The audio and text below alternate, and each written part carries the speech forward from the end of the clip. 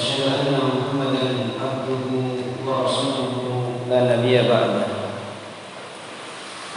قال الله تعالى في القرآن الكريم: يا أيها الذين آمنوا اتقوا الله حق تقاته ولا تموتن إلا وأنتم مسلمون. يا أيها الناس اتقوا ربكم الذي خلقكم من نفس واحدة وخلق منها زوجها وبث منهما رجالا كثيرا ونساء واتقوا الله الذي تساءلون به والأرحام إن الله كان عليكم رقيبا. يا أيها الذين آمنوا اتقوا الله وقولوا قولا سديدا يصلح لكم أعمالكم ويغفر لكم ذنوبكم ومن يطع الله ورسوله فقد فاز فوزا عظيما. أما بعد فإن أصدق الحديث كتاب الله وخير الهدى هدى محمد صلى الله عليه وسلم وشر الأمور محدثاتها فإن كل محدثة بدعة وكل بدعة ضلالة وكل ضلالة في النار. Ayo ikhwan, jamaah sekalian rahimani rahimakumullah. Insyaallah taala kita akan melanjutkan kajian kita, pembahasan kitab Syarah Masailil Jahiliyah. Itulah perkara-perkara yang Allah Subhanahu wa taala telah peringatkan kepada kita semua untuk menjauhinya. Jadi kita akan masuk pada perkara jahiliyah yang ke-82. Berkata penulis rahimahullah ta'ala, ittikhaduhum liwasail syirk, itu menjadikannya mereka terhadap wasilah-wasilah atau sarana-sarana kesyirikan. Al-mas'alatu tsaniyatu was-samanun, perkara yang ke-82, ittikhadus suruji 'alal kubur, itu menjadikan atau membuat as-suruj, itu lampu-lampu atau pelita-pelita 'alal kubur, di atas kuburan-kuburan. Sebagaimana apa yang disebutkan larangannya di dalam hadis, Nabi sallallahu alaihi wasallam telah bersabda, la'anallahu za'iratil qubur wal mutakhidina 'alaiha al-masajid. Allah telah melaknat para wanita-wanita yang sering berziarah kubur dan orang-orang yang menjadikan di atas kuburan-kuburan itu masjid-masjid dan lampu-lampu atau pelita-pelita. Baik. Berkata Syekh Fauzan rahimahullah taala menjelaskan tentang perkara jahiliyah yang satu ini, ittikhadus suruj 'alal kubur, menjadikan lampu-lampu di atas kuburan-kuburan. Itu maknanya ayyuj'ala fiha anwarun, yaitu dijadikannya di kuburan-kuburan itu anwar, itu cahaya-cahaya, minal masabih, dari lampu-lampu, au al-fawanis, atau pelita-pelita, au al-kahrabai ala syakli qanadil, atau listrik dalam wujud lampu-lampu, li ajli ziyarati, untuk tujuan agar orang-orang itu berziarah kepada kuburan-kuburan itu. Maka kata beliau tentang hukum menjadikan lampu-lampu di kuburan-kuburan itu bagaimana? Kata beliau, wala yajuzu hada, dan tidak boleh hal seperti ini. Li'annahu min asbabi syirki, dikarenakan hal itu termasuk di antara sebab-sebab kesyirikan. Wa idza ihtaja an-nasu ila an-nur min ajli dafni mayyitin, dan jika orang-orang itu membutuhkan cahaya untuk mengubur mayit. Jadi kadang ada daerah-daerah tertentu itu mereka terbiasa atau punya adat menyegerakan penguburan. Seperti di daerah tempat kita di sana, itu misalkan ada yang meninggal sore hari, biasanya malam langsung dikubur. Cuma kalau di Semarang agak beda. Kalau di Semarang itu kalau misalkan sore hari kadang masih ditunda sampai paginya baru dikubur. Sedangkan sunnah dari petunjuk Nabi SAW itu adalah menyegerakan untuk mengubur mayit. Maka dibolehkan kalau memang tujuannya untuk penerangan ketika mengubur mayit, atau ketika ada hajah, kebutuhan ke sana. Fa innahum ya'tuna ma'ahu bisirajin, maka mereka boleh membawa bersama mayit itu bisiraj, yaitu lampu aufanus atau pelita-pelita, biqadril hajati, sesuai dengan kebutuhannya.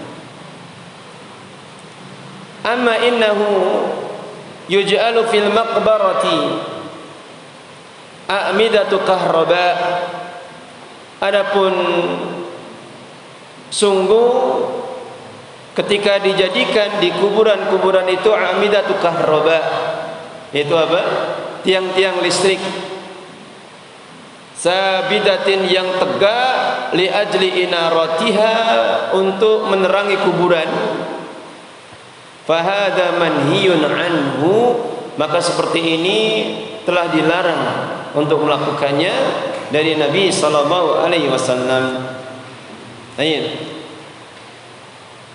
Kalau di masyarakat kita seperti itu, dikasih lampu enggak itu kalau di kuburan-kuburan?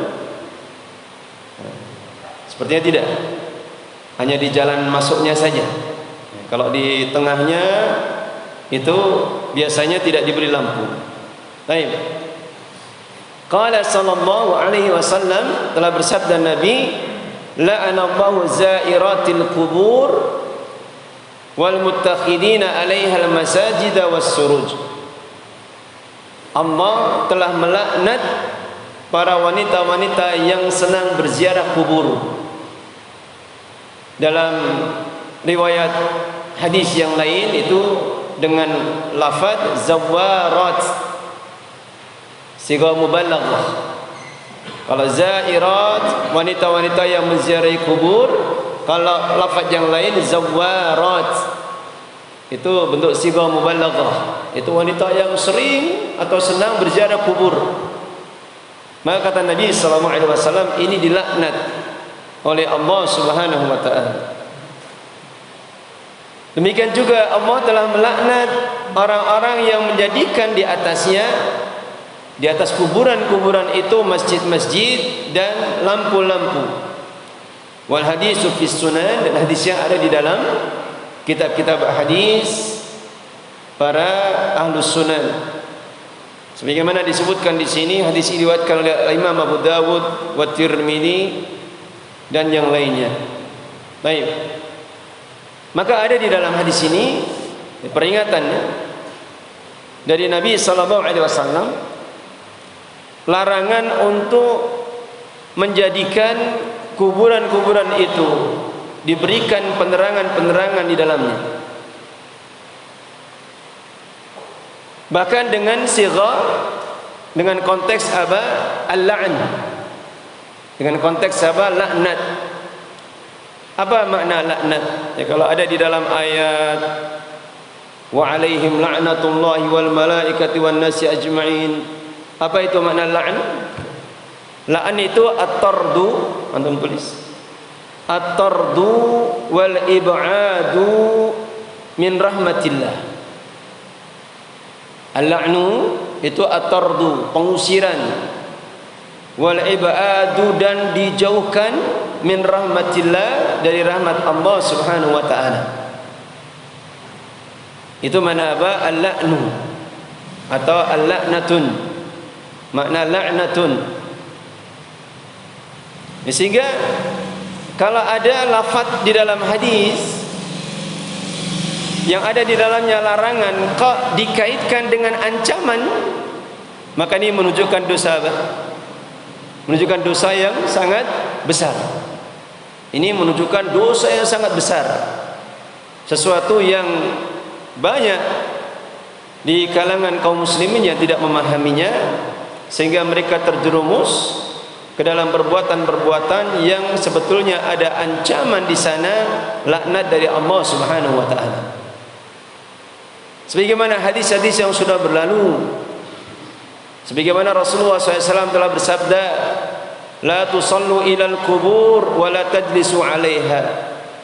Janganlah kalian solat menghadap kuburan dan janganlah duduk di atasnya. Maka ketika duduk di atas kuburan itu ada ancamannya, sebagaimana disebutkan di dalam hadis yang lain, maka itu menunjukkan dosa besar. Tapi kalau kita mengubur saudara kita, kerabat kita, teman-teman, ya kadang orang-orang yang mengantarkannya itu seperti ringan saja, menganggap hal yang biasa ketika mereka duduk-duduk. Apalagi ketika disediakan tempat duduknya lagi, berupa apa?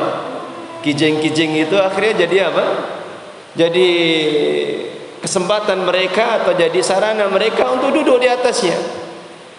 Ya kalau kuburannya seperti kuburannya yang diperintahkan oleh Nabi, sebagaimana keadaan di negeri Saudi, sampai kuburan seorang raja pun hanya sekedar gundukan tanah saja, maka hampir-hampir tidak ada orang yang, seandainya dia itu orang yang jahil sekalipun, dia berani duduk di atasnya. Ini sekarang kalau keadaan kaum muslimin banyak membuat bangunan di atasnya dengan kijing, di semen dan sebagainya, maka orang duduk di atasnya itu seperti disediakan tempat, padahal itu bentuk dari perbuatan yang termasuk dari dosa besar. Baik. Kemudian berkaitan dengan larangan wanita itu berziarah kubur, maka kata beliau, wala anna Nabi SAW zairatul kubur, atau wala nun Nabi, dan laknatnya Nabi kepada para wanita-wanita yang berziarah kubur, yadullu ala annal mar'ata mamnu'atun min ziyaratil maqabir. Maka itu menunjukkan bahwasanya wanita itu dilarang dari berziarah kubur. Wanita itu dilarang dari berziarah kubur. Wa inna maziyaratul kuburi khassatun birrijal. Dan ziarah kubur itu hanya khusus bagi kaum laki-laki. Wal-la'nu yufidu anna ziyaratul mar'ati lil kubur kabiratun min kaba'iriz dzunub. Dan laknat yang ada di dalam hadis, maka itu menunjukkan bahwa ziarahnya seorang wanita itu ke kuburan itu adalah dosa besar dari dosa-dosa besar yang ada. Itu adalah termasuk dari dosa-dosa besar. Maka kalau kita memperhatikan penjelasan para ulama, sebagaimana kita bisa dapatkan di dalam Syarah Syekh Utsaimin di dalam kitab Tauhid, yaitu Qaulul Mufid, maka ada penjelasan di sana bahwa tentang larangan wanita berziarah kubur, para ulama berbeda pendapat. Ada yang melarang secara mutlak, dan ini masyhur di kalangan para ulama Hambaliyah, sebagaimana pendapat Syekh Fauzan sendiri di sini, itu melarang secara mutlak wanita haram hukumnya untuk berziarah kubur. Kemudian sebagian para ulama yang lain berpendapat larangan itu dikaitkan atau muqayyad ketika itu menjadi kebiasaan atau sesuatu yang sering dilakukan. Dan para ulama berdalilkan dengan apa yang disebutkan di dalam lafaz hadis yang lain, la'anallahu zawwaratil kubur, pakai zawwarat. Sebagaimana wazan fa'al itu maknanya sighah mubalaghah. Itu maknanya wanita-wanita yang senang atau sering berziarah kubur. Maka kalau ini keadaannya baru dikatakan haram, itu hukum baginya. Ada sebagian yang lain mengatakan itu dibolehkan secara mutlak, dan ini adalah pendapat yang lemah. Ini adalah pendapat yang lemah. Ala kulli hal, kalau telah datang hadis-hadis seperti ini, tentunya min babil aula, min babis salama, termasuk dari perkara yang lebih selamat. Nah, jangan kita biarkan atau kita izinkan seorang wanita yang berada di dalam kekuasaan kita untuk berziarah kubur. Karena apa? Keluar dari khilaf, dari apa yang diperselisihkan oleh para ulama tentang hukum ziarahnya wanita ke kuburan. Baik.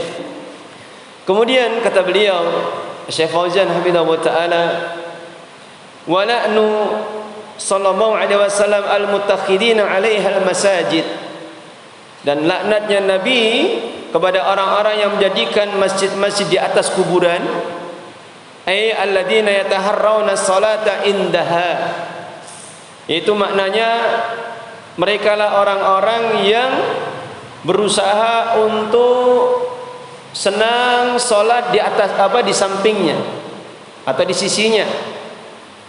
Karena makna menjadikan masjid-masjid di atas kuburan itu kan ada dua makna. Itu membangun secara fisiknya, atau apa? Salat di samping kuburan atau menghadap kuburan. Maka ini dua makna yang tercakup di dalam larangan Nabi SAW menjadikan masjid-masjid itu, menjadikan kuburan-kuburan itu sebagai masjid. Baik. Ay yabnuna 'alaiha al-masajida, atau yabnuna 'alaiha al-masajida, atau membangun di atas kuburan itu masjid-masjid. Wa hada asyaddu, dan ini lebih besar dosanya.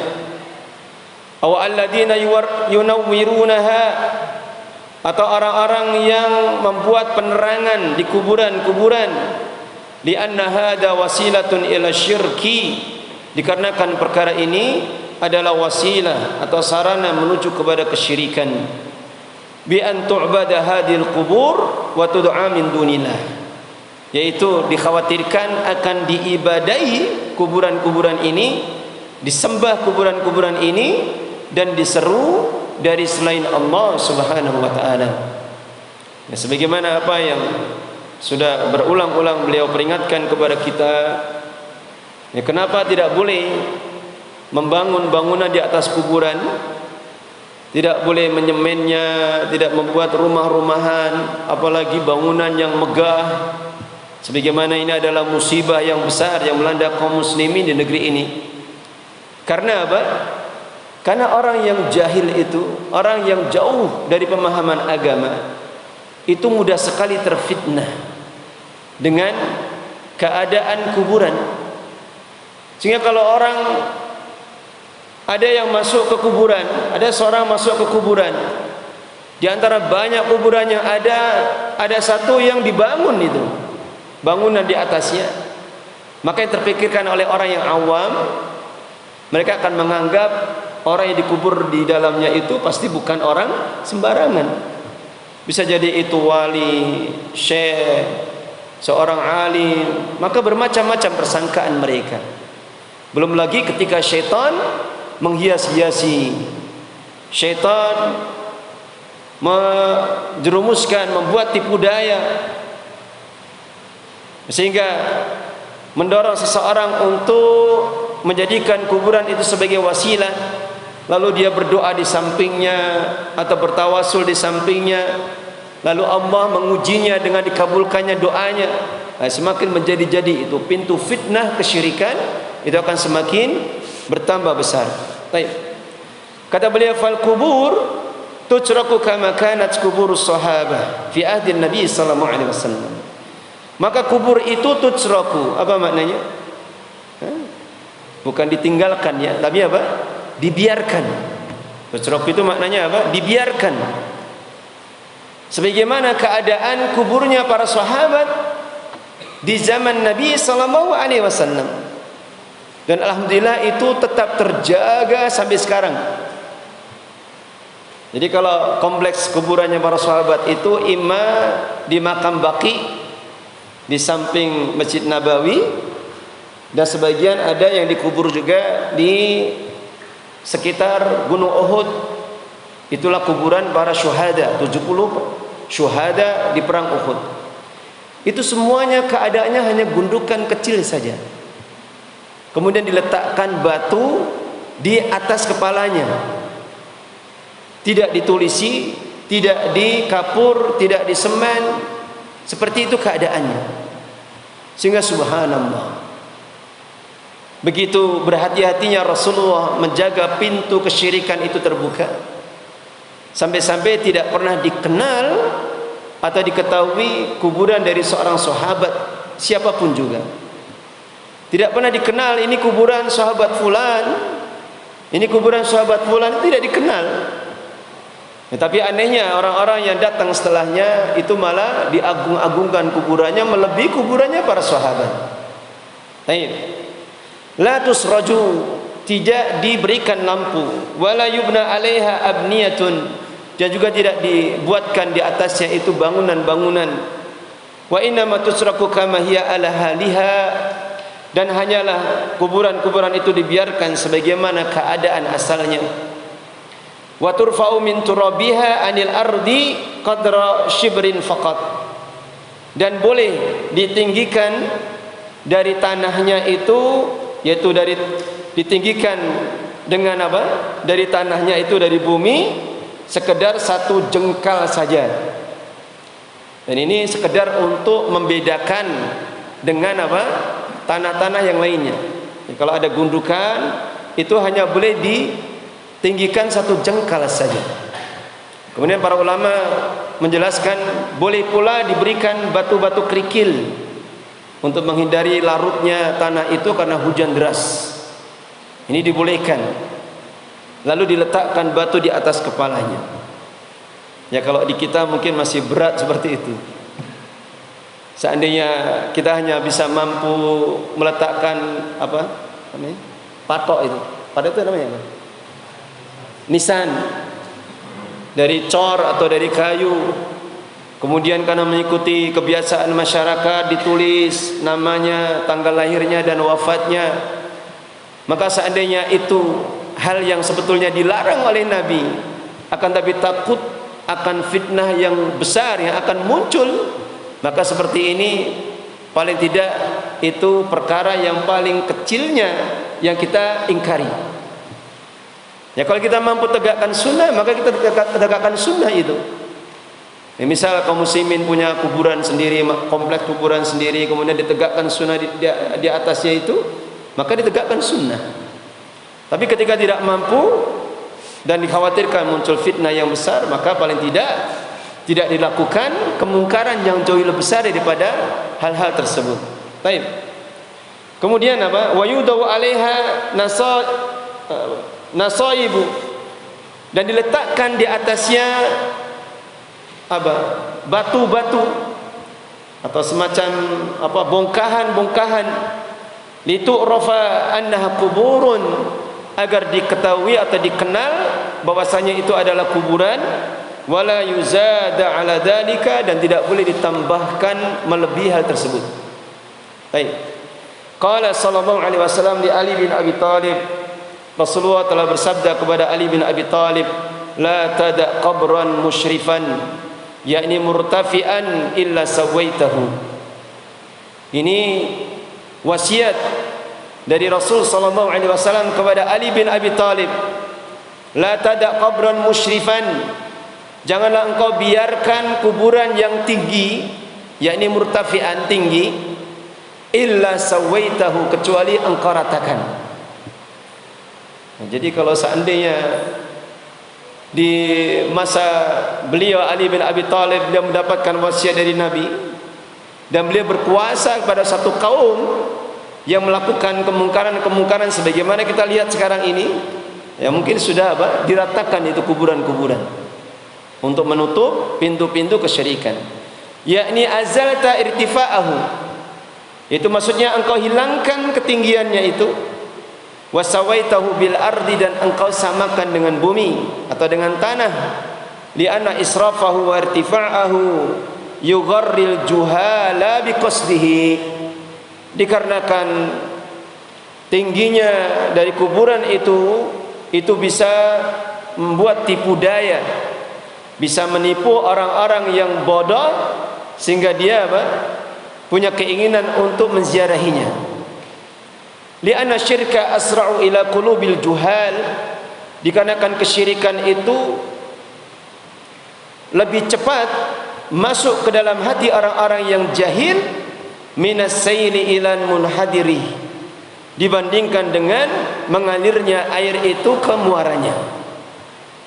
Ini kata beliau, sebagaimana ini juga dinukil dari makna satu hadis, bahwa kesyirikan itu lebih cepat masuk ke hati orang-orang yang jahil, orang-orang yang bodoh itu lebih cepat dibandingkan mengalirnya air ke muaranya. Ya karena apa? Ya karena kesyirikan itu pintunya banyak sekali. Dan kata Nabi sallallahu alaihi wasallam, asyirik itu akhfa min dabibin naml. Kesyirikan itu lebih tersembunyi dibandingkan apa? Dabibin naml, suara langkah semut di bumi. Ya, kalau suara langkah semut saja kita tidak bisa mendengarnya, ya, kecuali dengan alat yang super sensitif untuk merekam suara dari gerakan kakinya itu. Maka dikatakan oleh Nabi, kesyirikan jauh lebih lembut, tersembunyi dibandingkan keadaan langkah kaki semut seperti itu. Lianna syayatinal insi wal jin, dikarenakan syaitan-syaitan dari kalangan manusia dan jin, yuzayyinuna lin-nasi hadhil umura wa yuftinunahum biha, akan senantiasa menghias-hiasi manusia itu terhadap perkara-perkara ini dan menimpakan fitnah. Fitnah itu artinya apa? Menimpakan kesesatan kepada mereka dengan kesyirikan-kesyirikan itu. Baik. Kemudian kata beliau, fa idza kana al-qabru laisa fihi ma yulfatun nadhar, maka jika kubur itu bukanlah apa yang dipalingkan pandangan kepadanya, wala yu'rafu hal huwa qabru nabiyyin aw ghairu, dan tidak diketahui apakah dia itu kuburannya nabi atau selainnya, fahada ab'adu anil fitnah, maka hal seperti ini itu lebih jauh dari fitnah. Amma idza qusida wa uddima, adapun jika kuburan itu dijadikan tempat tujuan ziarah, qusida wa uddima, atau diagungkan, wa ju'ila alaihi bunyatun wa zakharifu, kemudian dijadikan di atasnya itu bangunan dan tempat-tempat yang indah, wa wudi'a alaihi anwarun, kemudian diletakkan atau dipasang padanya lampu-lampu, fahada yasriful anzara ilaihi, maka hal seperti ini akan dapat memalingkan pandangan atau menjadikan apa? Pandangan-pandangan itu akan condong kepadanya. Ini kok kuburan kok terang, ada apa di sana? Ini kok kuburan dibangun bangunan, ini kok kuburan di dalam masjid, apalagi ini kok kuburan diagungkan, orang senang sholat di sampingnya, baca Quran, menghafal Quran di sampingnya. Maka orang yang jauh dari pemahaman tauhid yang benar pasti akan mudah terfitnah dengannya, sehingga dia akan muncul di dalam hatinya itu pengagungan kepada orang yang dikubur di dalamnya. Wa yaqulul juhal, sehingga akan mengatakan orang-orang yang bodoh, ma umila fihi hadza syai'u illa li anna lahu sirran. Ini ucapan orang yang jahil, biasanya tidaklah dilakukan pada kuburan perkara ini kecuali dikarenakan dia itu mempunyai apa? Rahasia. Kecuali orang yang dikubur di dalamnya itu punya keistimewaan, bukan orang sembarangan. fayaqsudunahu bil ibadah, maka dia akan membiasakan diri senantiasa untuk mengunjunginya, untuk melakukan ibadah padanya. Ini keadaan orang-orang yang jahil, begitu mudahnya mereka terfitnah dengan fitnah kubur. Sebagaimana keadaan kaum muslimin sekarang ini juga keadaannya seperti itu. Kalau sudah urusan kuburan itu cepat sekali fitnah itu datang. Apalagi kalau syaitan bermain di dalamnya. Mungkin beberapa saat yang lalu kan ada kabar itu kuburan bisa muncul cahaya itu. Kalau para ahli ada yang mengatakan itu karena kandungan tanah atau tulang-tulang yang mengandung fosfor tinggi, sehingga kalau di malam hari itu bisa bercahaya. Tapi kalau orang yang jahil, mana mereka berpikir sejauh itu? Wah ini bukan orang sembarangan. Ini orang hebat ini. Atau juga kemarin ya, di mana itu? Di Sumatera. Kuburan itu bisa naik itu sampai gudukannya itu meninggi sampai setinggi ini. Jadi yang tadinya biasa, kuburan biasa, kemudian naik tinggi. Oh, semakin terfitnah lagi manusia. Biasanya didatangi, dijadikan sebagai wasilah bertawasul padanya. Baik. Dan ini bisa jadi karena tipu daya syaitan. Artinya syaitan berupaya, meskipun mereka itu melakukan itu dengan susah payah, tapi ketika itu tujuannya untuk menjerumuskan manusia, maka mereka akan rela dengan susah payah melakukannya. Belum nanti kalau di malam hari ada suara-suara atau tipuan-tipuan yang lain, yang sehingga manusia itu akan muncul ta'zim, pengagungan kepada kuburan-kuburan tersebut. Fal wajibu, maka yang wajib, ayat ba'a fil kuburi hadyan nabi, hendaknya mengikuti di dalam urusan kuburan-kuburan itu petunjuk Nabi sallallahu alaihi wasallam, alladzi laisa fihi ghulumun, yang tidak ada pada petunjuk Nabi itu sikap ghulu, berlebih-lebihan, au bina'u abniyatin, atau membangun bangunan-bangunan, au iqadi surujin, atau menyalakan lampu-lampu, au kitabatin, atau menulis-tulis tulisan pada kuburan, au tajassisin, atau mengapurnya, au ghairi dzalika, atau selain hal tersebut, kama kanat al-quburu fi ahdin nabi, sebagaimana keadaan kuburan-kuburan itu di zamannya Nabi sallallahu alaihi wasallam. Baik. Saya masuk pada perkara yang setelahnya, uqufuhum indal qubur. Uquf itu makna lain iktikaf, yaitu apa? Berdiam dirinya mereka di sisi kuburan-kuburan. Al-mas'alatu salisatu wassamanun, perkara yang ke-83, ittikhadul quburi a'yadan, itu menjadikan kuburan-kuburan sebagai a'yad. A'yad itu jamak dari id. Itu maknanya apa? Hari raya tempat berkumpulnya atau waktu berkumpulnya manusia padanya. Sebagaimana kata beliau, al-a'yadu jam'u idin. A'yad itu jamaknya id. Wa huwa ma yatakarraru wa ya'udu, yaitu apa yang berulang dan senantiasa kembali. Wa huwa yanqasimu ila qismain, dan itu terbagi menjadi dua bagian, dua macam. Al-qismul awwal, macam yang pertama, idu zamani. Id zaman artinya berulangnya dari sisi apa? Waktu. Ka idi Ramadan, seperti id Ramadan, wa idul adha. Al-qismu tsani, macam yang kedua, idu makani. Id apa? Tempat. Wa huwa al-makanu alladhi yajtami'u fihi ala madaris sanah. Itu tempat yang berkumpul padanya itu sesuai dengan apa? Berputarnya tahun. Au ala madaril usbu, atau berputarnya pekanan. Karena apa? Dihindari kita bilang mingguan. Au ala madari syahri, atau berputarnya itu setiap bulanan. Yajtami'u fihi lil ibadah, yang berkumpul padanya itu untuk ibadah. Wan Nabi sallallahu alaihi wasallam yaqul, dan Nabi sallallahu alaihi wasallam telah berdoa. Dan Nabi sallallahu alaihi wasallam telah bersabda, la taj'alu qabri idan, janganlah kalian jadikan kuburanku sebagai id, tempat berkumpulnya manusia yang berulang-ulang dilakukan, yakni makanan lil istima'i haulah, itu tempat berkumpulnya di sekitar kuburan Nabi, wal uqufi haulahu, dan berdiam diri di sekitarnya, wa taraddudu alaihi, dan berulang-ulang untuk mengunjunginya. Maka kemudian kata Nabi setelah beliau mengatakan la taj'alu qabri idan, jangan kalian jadikan kuburanku sebagai id. Kemudian beliau bersabda, wa sallu alayya haitsu kuntum, dan bersalawatlah kalian kepadaku dimanapun kalian berada, fa inna salatakum tablughuni, maka sungguhnya salawat kalian itu akan sampai kepadaku.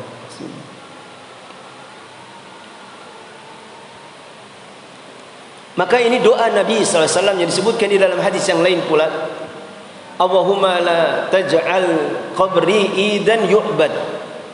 Dalam hadis yang lain disebutkan Nabi SAW pernah berdoa, ya Allah, jangan engkau jadikan kuburanku itu wasanan yu'bad, berhala yang diibadahi. Dan alhamdulillah doa beliau terjaga sampai sekarang. Nah, kalau ada orang ziarah kuburan Nabi SAW itu tidak bisa dia berlama-lama di situ, karena syariat atau sunnahnya hanya mengucapkan salam kemudian berdoa untuk Nabi, berdoa untuk Abu Bakar, kemudian berdoa untuk Umar di sampingnya radhiyallahu anhuma.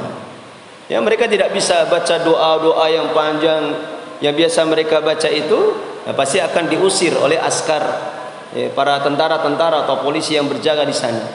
Ya, karena memang negeri Saudi memang berkomitmen, dari penguasanya, para rajanya itu berkomitmen, dekatnya mereka dengan para ulama, untuk menutup pintu semua kesyirikan itu terjadi. Dan alhamdulillah itu masih terjaga. Meskipun dalam beberapa hal, ya subhanallah, ada beberapa kemungkaran yang sudah muncul, seperti perayaan tahun baru, musik-musik konser itu sudah dibolehkan di beberapa kota. Ya, nas'alullah al-afiyah. Ini semacam ujian untuk kaum muslimin yang ada di sana. Baik. Kemudian kata beliau, wa tikraru ziyaratihi, dan mengulang-ulang berziarah kepada beliau, wal julusu indahu, dan duduk di sampingnya, min ittikhadihi idan, termasuk dari menjadikan kuburan itu sebagai id, wa huwa ya'ulu ila syirki, dan perkara itu bisa menghantarkan kepada kesyirikan. Fa ahlul jahiliyah yattakhiduna qubur as-salihin a'yadan, maka orang-orang jahiliyah zaman dahulu mereka biasa menjadikan kuburan orang-orang yang saleh sebagai tempat-tempat berkumpul, sebagai hari-hari raya tempat mereka berkumpul. Wa yajtami'una haulaha, mereka biasa berkumpul di sekitarnya. Wa yaqufuna indaha, dan mereka beriktikaf, berdiam diri di sampingnya, kama huwa al-ana hasilun inda qabril badawi wa ghairihi, sebagaimana hal itu sekarang ini terjadi di samping kuburannya Al-Badawi dan selainnya. Al-Badawi berarti di mana ini? Di Mesir. Ini makamnya terkenal sekali. Makamnya terkenal, dikunjungi setiap hari itu oleh ribuan manusia, karena memang dikenal sebagai seorang dianggap sebagai wali yang punya kesaktian, punya hal-hal yang luar biasa, itu Al-Badawi. Sampai orang-orang Mesir itu takut yang namanya kepada Syekh Al-Badawi ini. Dulu pernah kita dapatkan kisah, kan, ada seorang sopir taksi di Saudi, dari Mesir dia, dari Mesir. Kemudian ada seorang penumpang yang hendak naik taksi itu. Akan tapi bagaimana ceritanya itu? Akan tapi ketika si sopirnya itu, ketika mereka tawar menawar harga, maka sopirnya itu biasa berucap, dia bersumpah dengan nama Syekh Al-Badawi, wal Badawi, demi Badawi. Maka karena penumpangnya ini mungkin faham tauhid, orang yang berilmu, maka dia nasihati. Maka ketika seperti itu keadaannya, sopir taksi ini takut. Pengennya apa? Sudah tidak jadi saja, saya tak cari penumpang yang lain. Ya, tapi karena penumpang ini memaksa diri, sudah tidak apa-apa, tidak akan terjadi apa-apa ini. Karena tampak rasa khawatir atau takut di wajah sopir taksi itu. Akhirnya apa? Ya, sopir taksi itu akhirnya menurut saja. Ya, penumpang itu masuk, kemudian diantar sampai tujuan. Akhirnya apa? Sampai di tujuan, penumpangnya bilang kepada sopirnya, benar kan? Tidak terjadi apa-apa, tidak kecelakaan, tidak nabrak dan sebagainya. Apa kata sopir? Ya, karena Syekh Badawi masih sayang sama aku. Jadi bukannya apa? Sadar, bukan Syekh Badawi yang menentukan keselamatan seseorang, tapi apa? Dia mengatakan apa? Karena Syekh Badawi itu masih sayang padaku, masih apa? Menyelamatkanku. Ini betapa apa? Akar kesyirikan itu sedemikian apa? Menghunjam di dalam hati orang-orang yang jahil, orang-orang yang dijauhkan dari tauhid yang benar kepada Allah Subhanahu wa taala. Baik. Kemudian kata beliau, ya'tihi az-zuwaru min kulli makan. Maka para penziarah-penziarah itu akan datang kepadanya dari segala penjuru. Itu kuburan orang-orang yang dikeramatkan. Wa yajlisuna wa yansibuna al-khiyam.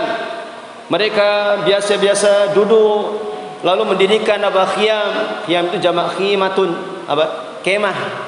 Jadi kemah itu bahasa Arab. Khiyam itu jamak khimatun, mendirikan kemah-kemah, tenda-tenda. Wa yadbahuna dabaiha, dan mereka memotong sembelihan-sembelihan. Wa yuqimunal ayam, mereka melakukannya berhari-hari. Inda qabril badawi aw ghairihi, di samping kuburannya Badawi dan selainnya. Wa hada min dinil jahiliyah, dan ini termasuk dari agama orang-orang jahiliyah. Wa idza kana qabrur rasul, maka jika kuburan Rasul sallallahu alaihi wasallam manhiyan anil ijtima'i haulahu, itu dilarang dari berkumpul-kumpul di sekitarnya, wa taraddudu alaihi, dan berbolak-balik, artinya sering menziarahinya, fa kaifa biqabri ghairihi, maka bagaimana keadaannya dengan kuburan selain Nabi sallallahu alaihi wasallam. Makanya penjelasan para ulama berkaitan dengan ziarah ke makam Nabi, tidak boleh kalau orang misalkan datang dari jauh seperti dari Indonesia, dia terbang ke Madinah, karena Madinah sudah ada bandara sendiri, kemudian dia niatkan untuk menziarahi kuburan Nabi. Seperti ini boleh tidak? Tidak boleh. Yang boleh menziarahi apa? Menziarahi kemana? Ke Masjid Nabawi. Baru kalau sudah sampai di sana, lalu memanfaatkan kesempatan di sana untuk sekaligus menziarahi kuburan Nabi. Maka ini dibolehkan. Kuburan Abu Bakar As-Siddiq, Umar bin Khattab, itu 3 kuburan berjejer. Kemudian boleh menziarahi kuburan Baqi, kuburan apa? Syuhada Uhud, itu baru boleh. Tapi kalau kita ke sana, ya mungkin orang kaya bisa bolak-balik, kok niatnya bukan umroh. Kalau umroh kan maknanya ziarah. Tapi ziarahnya ke makam Nabi niat utamanya, maka ini dilarang. Dan termasuk di antara apa? Perkara yang haram, yang orang bisa menanggung dosa karenanya. Ya, tentunya kita masih ingat faedah yang mungkin pernah kita dapatkan. Antum masih ingat, seorang sahabat saja bisa tergelincir dalam kesalahan di dalam perkara seperti ini. Itu kisahnya sahabat siapa? Abu Hurairah radhiyallahu anhu. Ya, karena tidak semua sahabat dengar hadis. Tidak semua sahabat itu dengar semua hadis. Meskipun Abu Hurairah itu mendengar hadis yang paling banyak. Dan suatu saat beliau punya keinginan untuk menziarahi Bukit Tursina. Di mana itu? Di perbatasan Saudi sama Mesir itu. Tempat Nabi Musa mendapatkan wahyu. Lalu ketika muncul keinginan beliau seperti ini, Abdullah bin Umar dengar.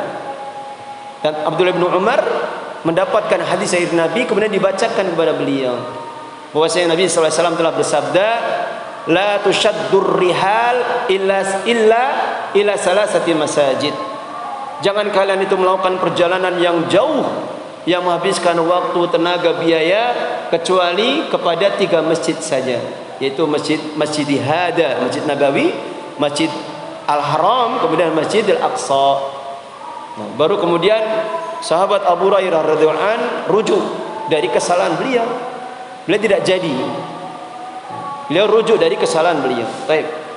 Kemudian li'anna hada wasilatun min wasail syirik. Ya, karena perkara ini adalah wasilah, sarana yang bisa mengantarkan kepada wasilah-wasilah kesyirikan.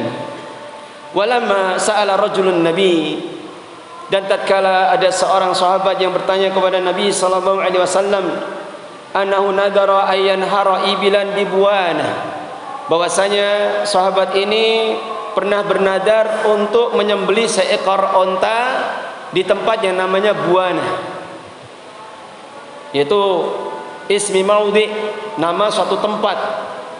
Dan nadarnya ini ketika apa? Masih jahilnya, belum masuk Islam, masih musyriknya.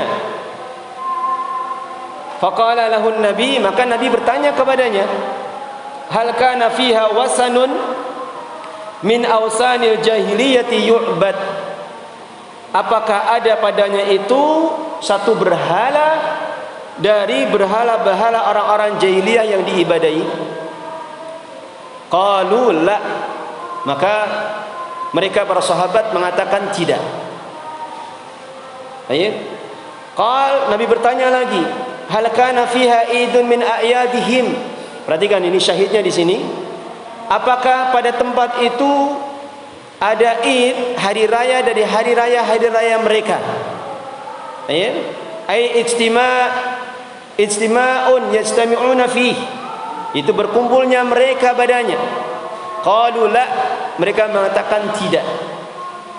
Maka Nabi mengatakan aufi binadrik, tunaikanlah nadarmu, fa innahu la wafa'a linadrin fi ma'siyatillah, karena sesungguhnya tidak ada penunaian nadar terhadap nadar yang bermaksiat kepada Allah Subhanahu wa taala, wala fi ma la yamliku ibnu Adam, dan juga tidak ada kewajiban nadar pada perkara yang Bani Adam tidak mampu melakukannya. Maka untuk faidah ini ada satu pendapat yang mungkin antum juga pernah dapatkan.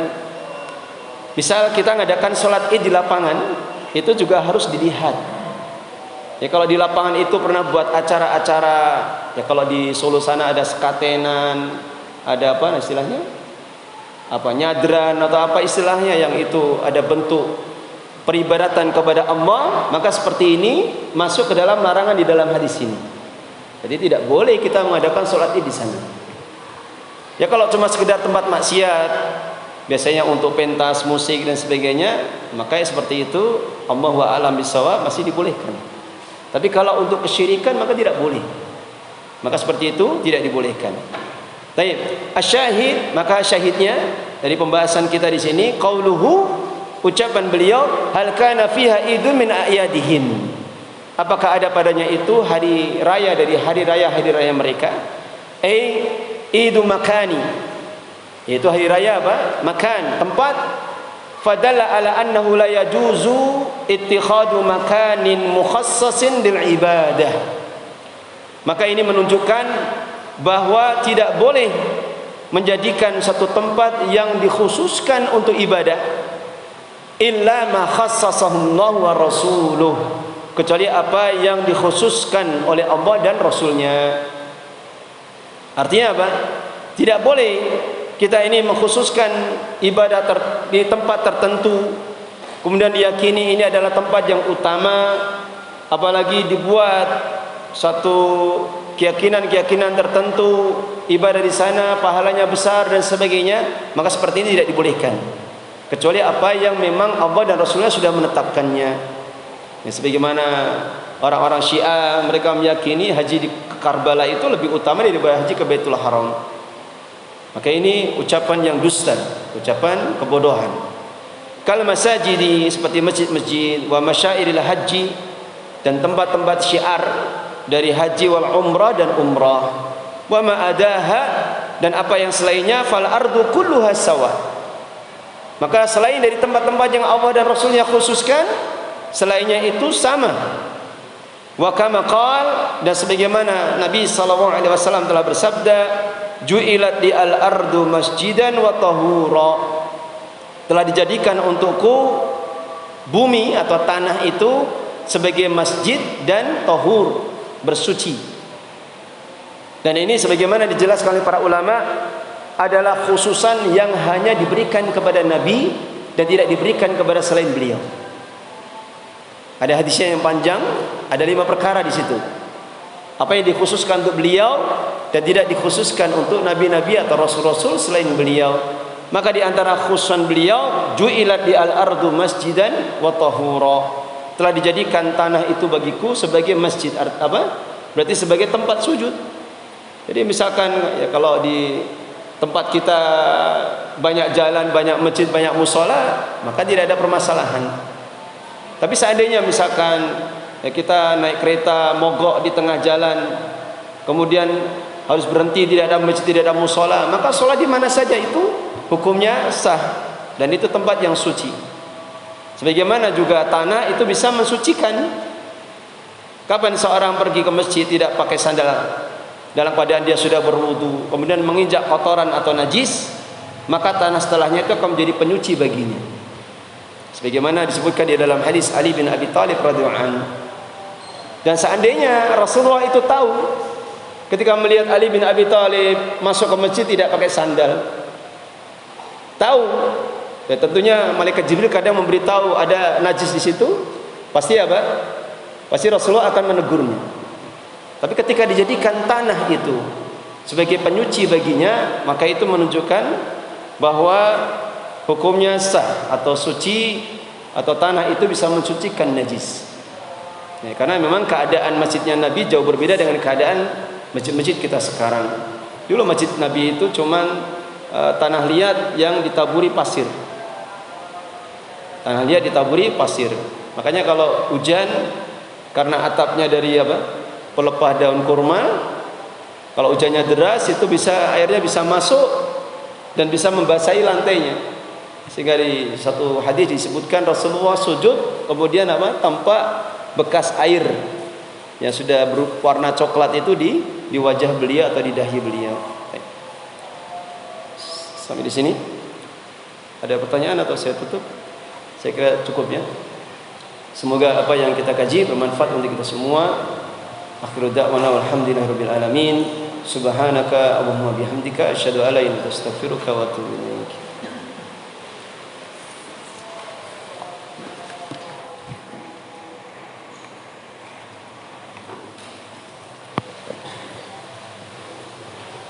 Yeah.